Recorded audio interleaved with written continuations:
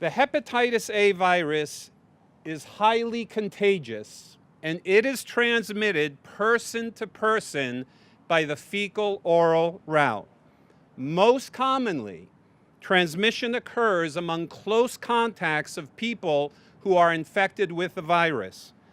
Although hepatitis A can also be transmitted with contaminated food, common source food exposures are fortunately now rare in the United States. Let us be clear, this outbreak is not from a contaminated food source. It is caused by person-to-person transmission. One of the challenges with this virus is the long incubation period. Incubation period refers to the period of time from which somebody gets infected to the point where they display their symptoms.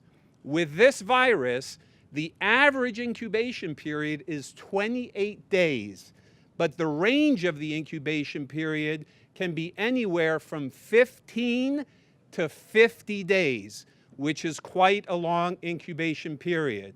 Another complicating factor, medically speaking, is that individuals can be infected and can be transmitting the virus for up to 2 weeks prior to them having any symptoms. For those in whom symptoms develop, the symptoms of hepatitis include fever, fatigue, nausea, vomiting, abdominal pain, loss of appetite, a darkening of the urine, and something called jaundice, which is a yellowing of the skin and the white of the eyes.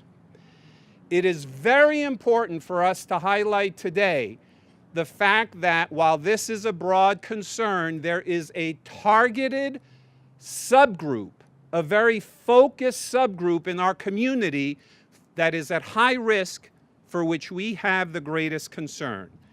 And those high-risk individuals, some of whom have already been mentioned, include the homeless, IV and illicit drug users, men who have sex with men, individuals having sexual contact with someone who has the hepatitis A infection, people with chronic liver disease, and individuals who have clotting factor disorders.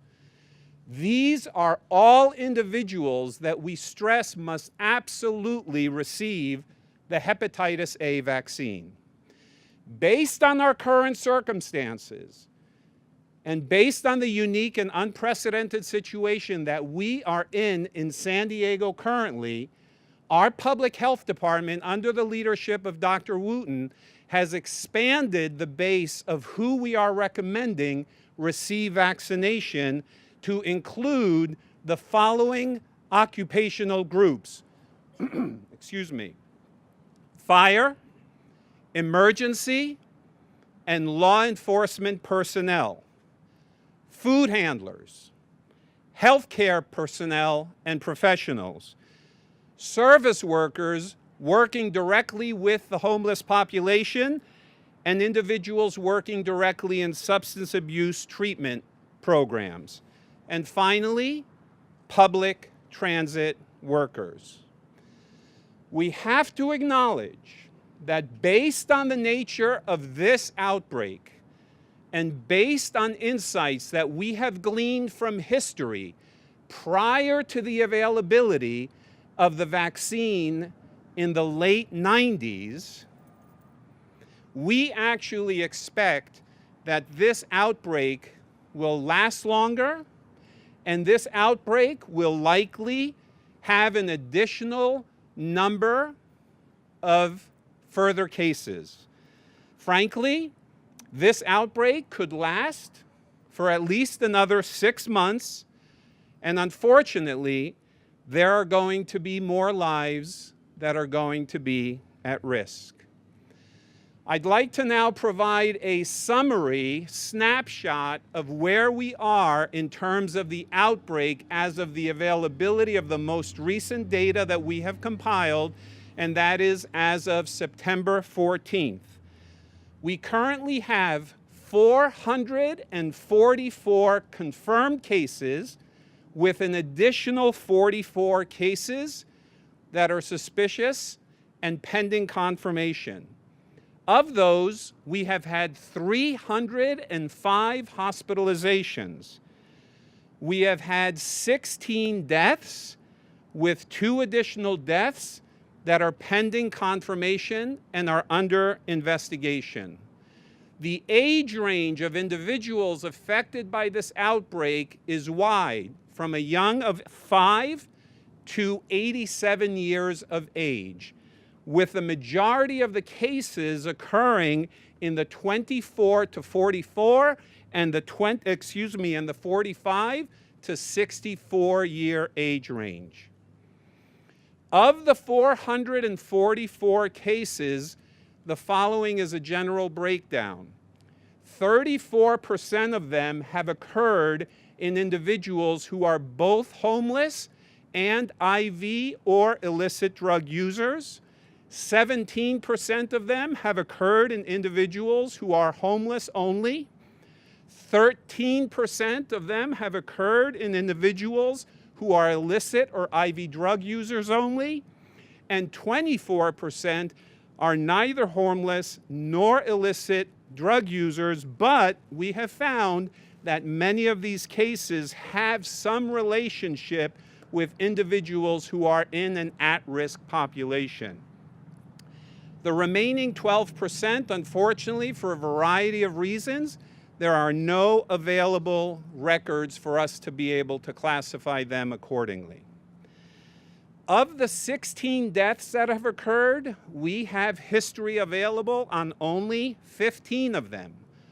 All 15 deaths that have occurred that we have a known history for have occurred in individuals who had complicating underlying medical conditions and who were at a compromised baseline of health. All but one of those individuals was either homeless and or a IV illicit drug user. In terms of the vaccination update as part of our response, as of the most recent day that we have compiled all of our information from September 11th, last week, in collaboration with our community partners in the healthcare community, with homeless service providers, and with behavioral health partners, we have now vaccinated 22,966 people in San Diego County. Of those, 10,332 of the vaccinations were given directly by county staff to the at-risk population through a variety of innovative means. Field events, to include foot teams going out into high-risk remote places, mobile vans, mass vaccination clinics, the jails, detention centers, tuberculosis clinics, and our county psychiatric hospital.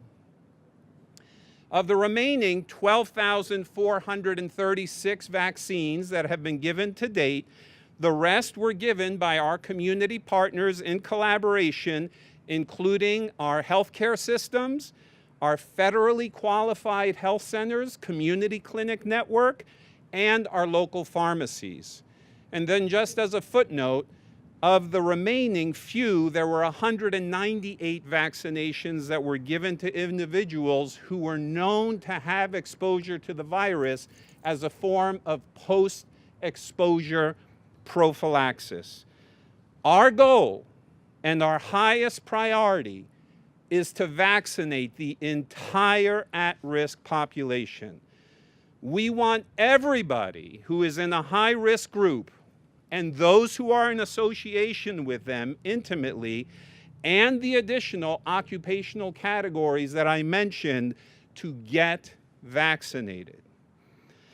Finally, I want to provide reassurance that hepatitis A infection is not deadly in the vast majority of otherwise healthy adults. Most healthy people actually completely recover from the hepatitis A infection. We are not recommending, as Supervisor Roberts pointed out, and I am reaffirming, that all adults get vaccinated for hepatitis A. Our priority, again, is the at-risk group, those in close proximity to them, and the occupational groups that I previously mentioned. I will say, as a provider and as a physician, with the rest of my compassionate colleagues behind me, if, however, there are individuals who have a felt need that they may have had exposure to the virus and who want to have the vaccine, it is perfectly reasonable for you to make that request of your medical provider. Quickly on my behalf, in addition to vaccination, there's the issue, of course, of sanitation as well. Washing our hands with soap and warm water is so important. Hand sanitizer, for as convenient as it might be sometimes perhaps, is actually not as effective as good old soap and warm water washing, hopefully for at least 20 seconds. Hepatitis A infection can be prevented, and we are passionate to make sure that we respond accordingly on behalf of our community. The last thing I would like to say is with regards to the availability of the hepatitis A vaccine. If you are a member of the general population and you have concerns in light of everything that we have talked about, you certainly have the right to pursue getting the vaccine from your own medical provider. In the upcoming weeks, and more details have been shared with that, and more of that availability of information is forthcoming, we will also be doing some special vaccination clinics open to everybody.